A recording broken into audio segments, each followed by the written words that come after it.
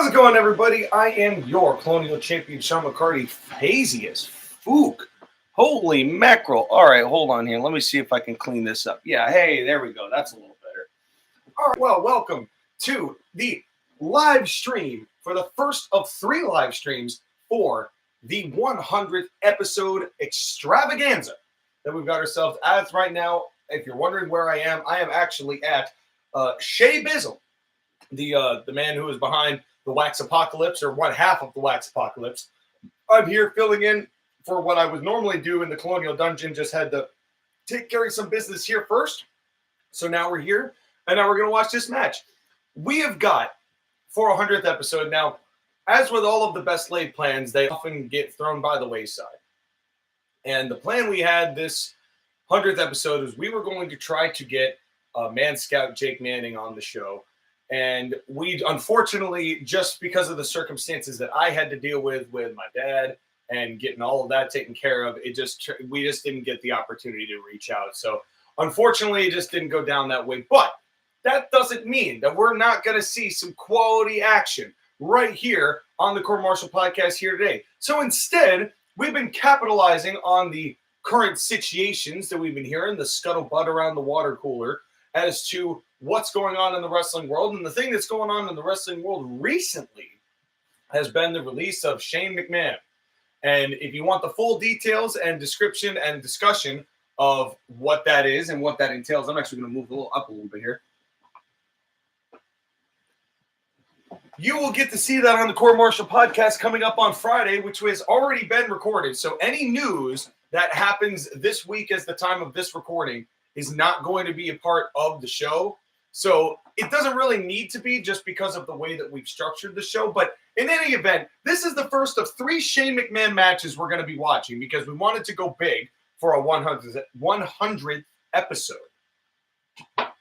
And so we've chosen King of the Ring 99, Stone Cold Steve Austin versus Vince and Shane McMahon for the complete and total ownership of the WWE. And the complete and total ownership of the WWE is on the line here because Linda McMahon, after the Ministry of Darkness tried to crucify Stephanie McMahon in the unholy wedding, and then it was revealed as the higher power to be Vince McMahon, Linda said, all right, I'm giving my half of WWE to Stone Cold Steve Austin. And now Austin made that match as the head of Titan Towers, as one half owner of WWF, and challenged Vince and Shane for their half so that they can be rid of the McMahons in WWE forever. And so that's why this match is taking place. Now, Steve Austin had also beaten Boss Man, and the stipulation there was that if Steve Austin beat Boss Man, then the ministry could not interfere. The corporate ministry could not interfere with this matchup, this ladder matchup with Austin and the McMahons. And we will see how that factors in here in a little bit, because I just saw this match so I could do the recording. But I'm interested to see what my take's going to be a second time watching it. Now, I am going to be a fair distance further away from the television away from the monitor this time. So what I'm going to do is, when the ads take place, I'm going to just kind of pop up and watch, and then we'll kind of just take it from there. So I'm staring here. This is where my television is. I'm not going to do that like side glance, right? Look at the television. That's definitely a WWE-ism. But no, I'm going to actually face the television. Just, you have to understand that the TV's over here. So it's a little bit different from our standard setup. But you know how this is going. So let's get it on down the line. We're going to start here. Same thing. Steve Austin, Vince McMahon, Shane McMahon, ladder match, King of the Ring 99 in. And by the way, just so we know, I'm going to hope that this doesn't lag. It is going to get ads, but we will do the standard like 15-second hold if we're doing an ad, something like that, unless it's going like a 2 ad for, but there's no real way to gauge that. Unfortunately, I just can't outsmart the algorithm in that respect. I can't beat the ads that they give me. So we're going to do our best. So we'll see what happens. But as usual, the way that we do this, I say in 5, 4, 3, 2, 1, let's go. When I say let's go, you click the button, you say it's time to go, and then we watch the match. Ready? In 5, 4, 3, 2, 1, let's go. Well, ladies and gentlemen, Here we are, as in olden days. And I'm actually going to turn this down a little bit, because I'm sure this is going to be kind of loud for, yeah. Here comes Vincent K. McMahon. Yeah, buddy. Vince is and the strut walking around, and you can definitely tell. Now, I also have to say, I don't know what the Wi-Fi quality here is, as far as how this is going down, because I'm definitely getting some lag. So hopefully that's not going to be too much of a factor. Oh yeah, because now it's trying to figure it out. So Vince coming down. I think that we're in the right spot. Okay. I don't know what's going on here. Now we're good. There we go. I think we're good. I'm going to give you a timestamp anyway, just in case that did kind of delay things. We're at 50 seconds. 51, 52, 53, 54, 55. I try to give the timestamps for those of you new listeners. I try to give the timestamps so that you're with me as we go through this. You know, it's kind of hard to keep up and match, but that way you can kind of see what I'm seeing and hear what I'm hearing in that respect, or as much of it as possible. And I don't want to get this too loud. And now another ladder. Oh, this is like the ladder being brought in. And now the stipulation here, because here's Vince McMahon, because the whole idea is that if Shane couldn't go because he got hurt on Heat, I think it was. And so his partner, here comes Steve Blackman with his nunchaku, which are just became legal in New York for those of aspiring New York nunchukists. I don't think that's the proper term, but there is Stephen Blackmoney. And boy, he is such a fascinating athlete, you know, because he was a martial artist. He was in WWF for what, like 3-4 years, and then just disappeared.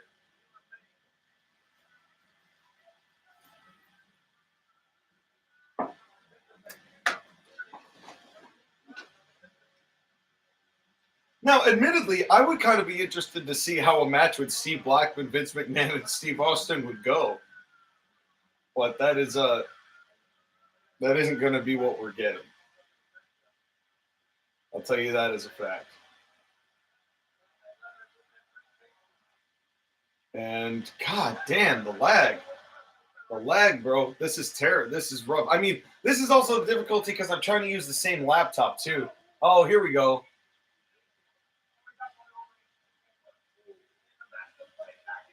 That's right. And then Shane, and you got to give it to Shane. Shane really had a personality here. And, and then who turned on the camera? We will never know who turned that camera on. Yeah, and Vince kind of being a little upset there. Kind of knew that his plan got foiled. But again, so just kind of as an interesting thing here. So given the fact that somebody in the back was responsible for the finish, was that same person responsible for getting Shane's ass kicked? Just saying, and we'll get to it at the end, because if you haven't seen this match, I don't want to spoil it. But Triple H bringing Shane in basically by the ear. Shawn was a lot more himself this time than the Triple H and The Rock match, where he was way pilled up. He's not nearly as bad in this instance.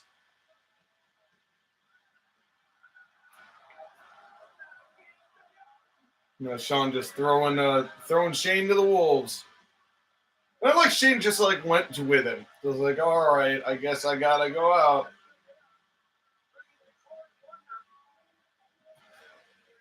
Oh, here come ads. Here come the ads. Hopefully they're not too bad. All right, we got a 6-second unskippable, which probably means I'm getting a second 6-second unskippable. Right? Right? No, I got a 30-second. All right, so we're going to skip it here in 5 seconds. Don't worry about whatever they're trying to sell you. And here we go. 401, 402, 403, 404, 405, 406.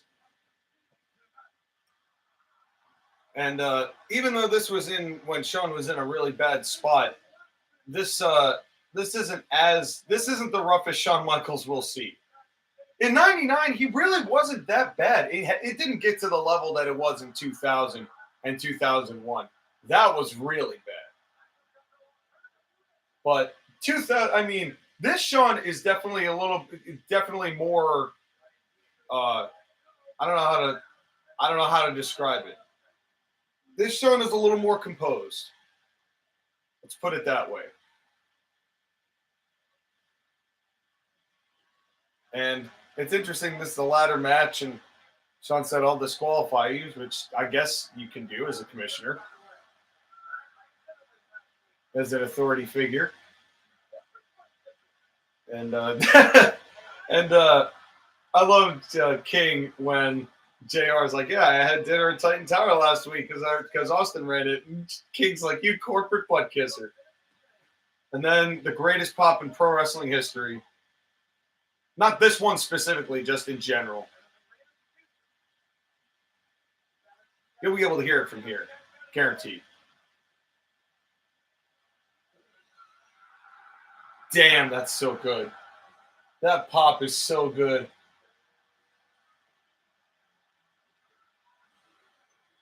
And that music, I mean, credit to Jim Johnson. Nobody could have made such a theme like Jim Johnson did. Because it was exactly what Steve Austin needed.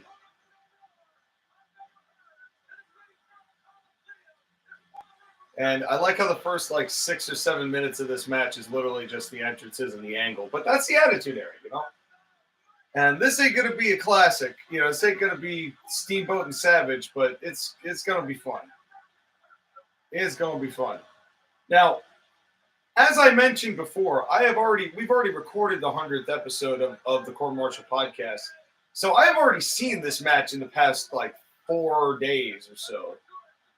However, I'm interested in watching it again because I think that there might be subtleties and details that I might, you don't catch time number 1 that you do time number 2. So we'll have to see what we get here.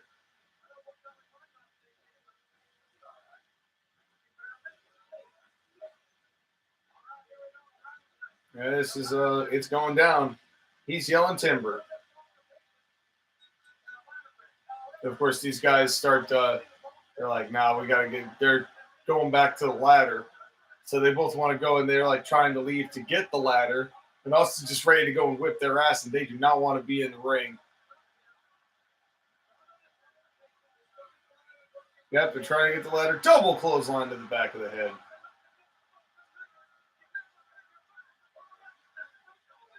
Vince has one of the weirdest sells in,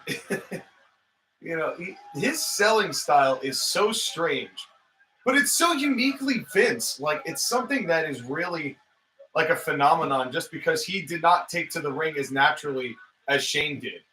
And it's something that is so interesting to see because he still sold the way he had to sell. And he could do that very well. And this was early in Vince McMahon's wrestling career. We have a series of matches, but now the clothesline down to Shane O'Mac.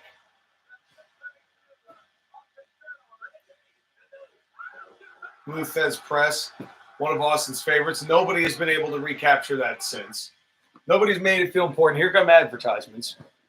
Another 6-second unskippable. Are we also doing another 30-second? Nope, 15-second. 15-second with a skip. So that I will do in 5, 4, 2, 1, and we're back. 8:07, 8:08, 8:09, 8:10.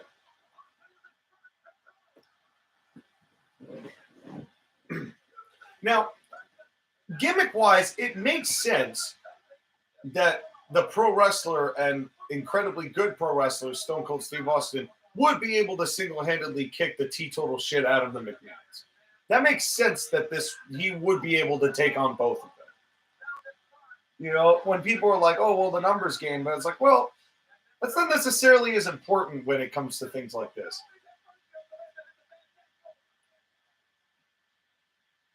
Austin getting up in this match. I mean, it is fast-paced, but it's not necessarily 6 things happening at once, hyper 100 miles an hour. There's still sell time. That's the thing that I got to give. There's still time to sell and have things register. And now, oh, yes. This is where the grapefruits end up becoming a little less grapey.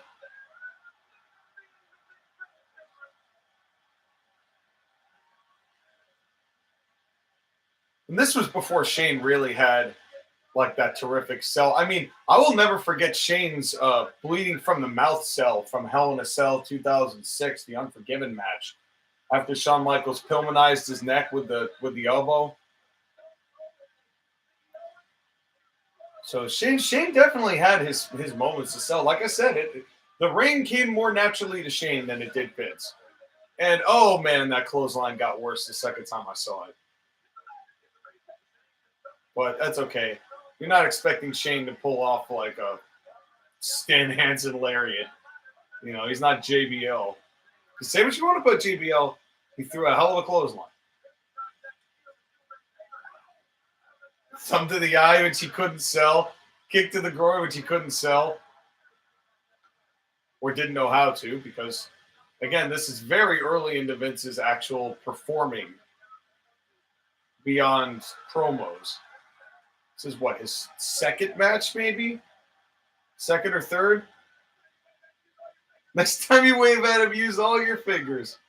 Oh, King.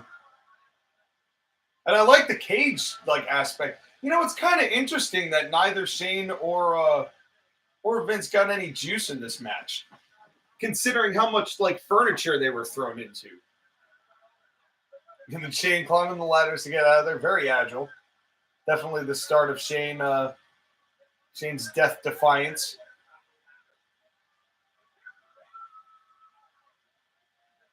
But what was the end game here for Shane? That is a really good question. What was the end game here? What was Shane going to try to do? Just to do that to slide away? Yeah, because now he's trying to get out, and now he can't really. And he's trying to get away, but now he's going to take a right hand through this that he couldn't really sell.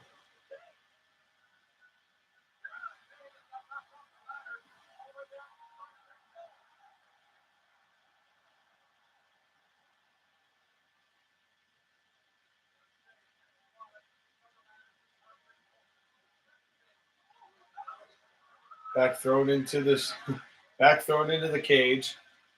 And they don't make sets like they used to, man. What I wouldn't give for a set with a little personality. Oh yeah, him running into that ladder just did not look like it was any fun at all.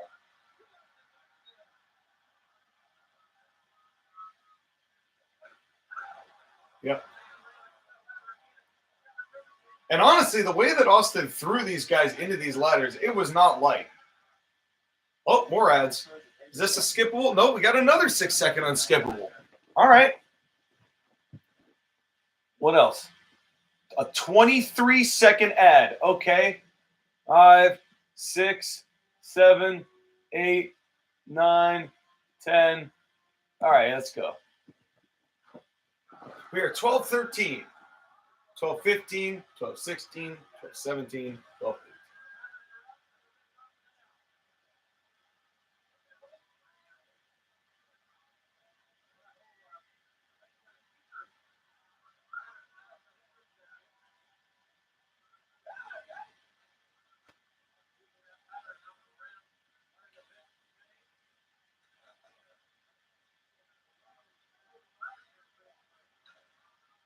And I like how Austin got those ladders out of the way so that they would not be in the line of fire when this thing collapsed, so that these guys, when they had this landing, and then running Shane into it. I mean, that might have been a little bit long. It may have been a little bit too far to have him running, basically head palmed with, but oh man, that spot's so good. That spot's so good. Having the whole thing crash in, fans going absolutely banana sandwich.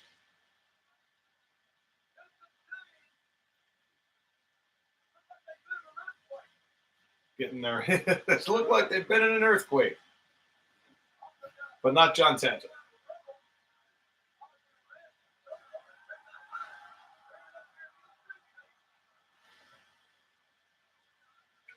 And I will have to say, what was nice about that is that, as it collapsed, it wasn't necessarily like it just killed them either. So them getting up and trying to get back into this isn't necessarily gimmick destroying.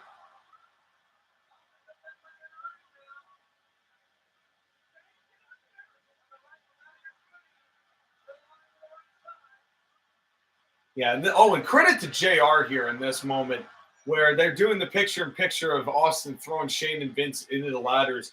And JR is like, make sure, like, on the right side of your screen, this is where we're live. This is where the action's happening. Oh, yeah, the helicopter to the head. I forgot about that spot because they censor it. Oh, sliding the ladder in, and Shane over the top, over the table. That's not a surprise. That's something that they do all the damn time.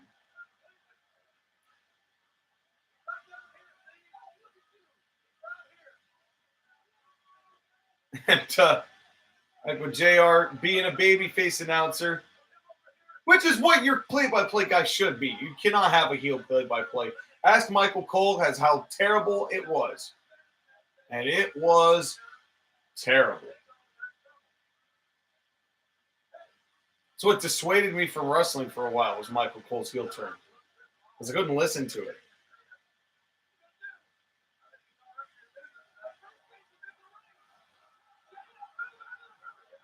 Oh, big forearm, big announce table spot. Of course, end of the show has to be it.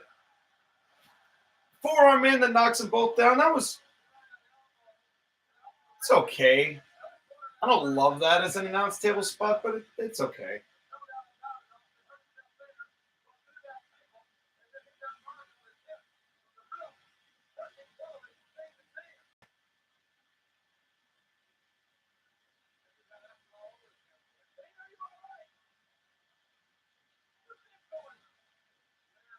Now Austin and McMahon up to the top. Oh, I didn't get a chance to read that whole sign. But this one, oh, that thud. Oh, that thud onto the announce table. More ads? More ads. It's an 18-second ad. What is up with these weird numbers? 9. At 3 seconds here, I'm going to reset this so we get a good solid 15, 4, 3. All right, 1601, 1602, 1603, 1604, 1605. And we only have one more of these probably before the end of the match.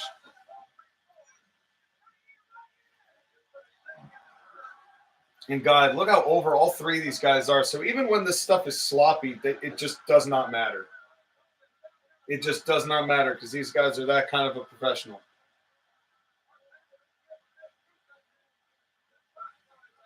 Oh, God. I didn't see that open water bottle on all the wires and all the electrical equipment. Oh, God. Oh, dear Lord. Somebody scooped that up. I mean, those all look like they're pretty well protected. Those wires are all protected, but still. Nobody likes wet wires, especially where there's that much electrical equipment around. Didn't even notice that before.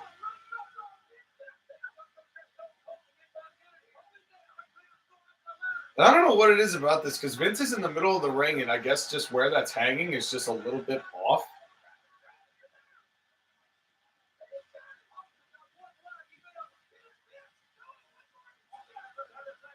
Now Austin's still trying to get in just in time, and does. And does. Oh, and a low blow. And the lowest blow. Oh, what a punch. Oh, yeah, and there's this weird... This is, I think, supposed to be a vertical suplex spot coming up, but just ended up not being one. And here we go. Oh, okay. So he kind of just like turned it into. They called it a suplex, but I think they knew they couldn't do a suplex, so Vince kind of, or not Vince, Steve just turned it into more of like a body slam, which is fine. I mean, that does the job. It definitely does the job.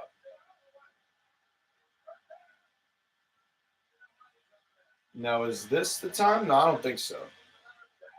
Oh, shot to the gut.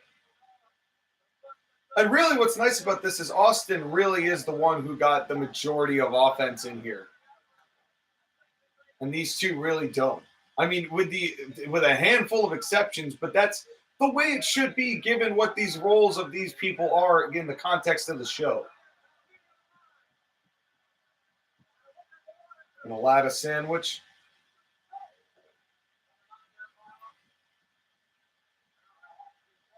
And Austin's right hands definitely were familiar. A couple of them looked like.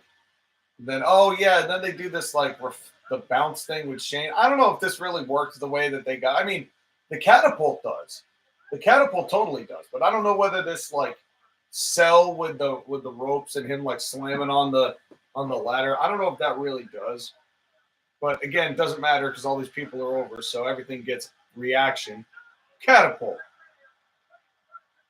And credit to Shane for taking that ladder up to use it. But again, yeah, this whole thing where he's like riding the ladder, I don't think that really did much of anything.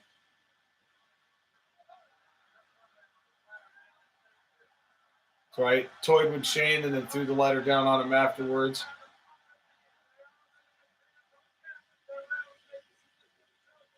Oh, forgot that Shane's back thing on his jersey was.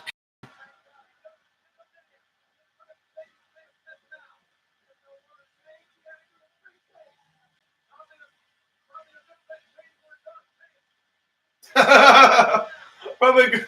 I didn't hear that before. Probably a good thing Shane's wearing dark pants. You know why. Stomping a mud hole and walking it dry.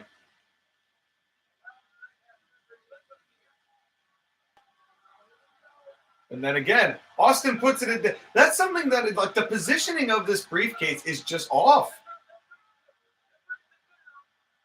And here we go. Here's the other ad. Here's the final advertisement, hopefully. 6-second unskippable. All right, here we go. What's the other one that we're gonna get? I don't care what it is you're trying to sell me. I don't want it. And a 15-second one. All right. So we're gonna go at 10 seconds here. So right now. All right. 2025, 2026, 2027, 2028, 2029, 2030.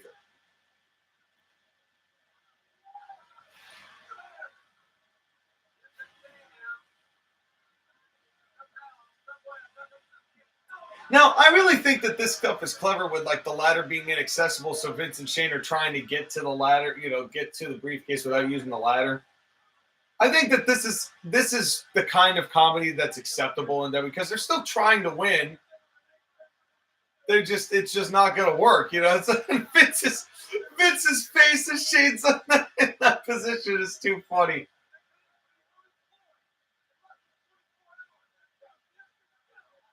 And then Austin just getting up was enough to get a huge pop. And everyone's standing. Notice that everyone's standing. Oh, a right hand, an electric chair. Down he goes. There's not a person in this arena sitting down. Oh, and then I say that, and then a whole mess of people at the front row start sitting down. Stunner. Big old stunner. Second stunner. And again, Shane sells it better because Shane took to the in-ring part of it better than Vince. And you can look at that. And Vince had his own style. Don't get me wrong. Vince had his own style that definitely worked. But Shane, when it comes to the in-ring, was a little bit better. Oh, what is this? It is the magical raising briefcase.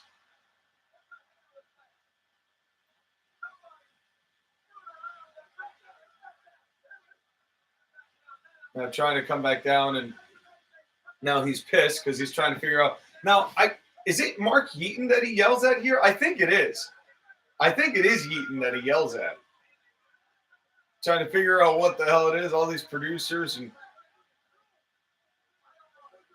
like Finkel. Yeah, as if Finkel's going to be the one responsible. And there's Vince.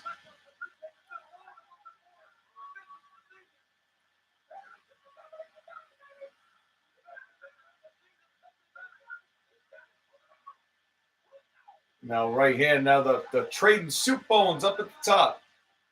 A standard of Money in the Bank matches everywhere, long before it existed. Now, the right hands, and then, of course, Shane sacrificing Vince in order to get what he needs to get. And the Boy Wonder actually gets his moment here, and I think that's kind of cool that Shane's the one who ends up being the one who brings it down and not Vince.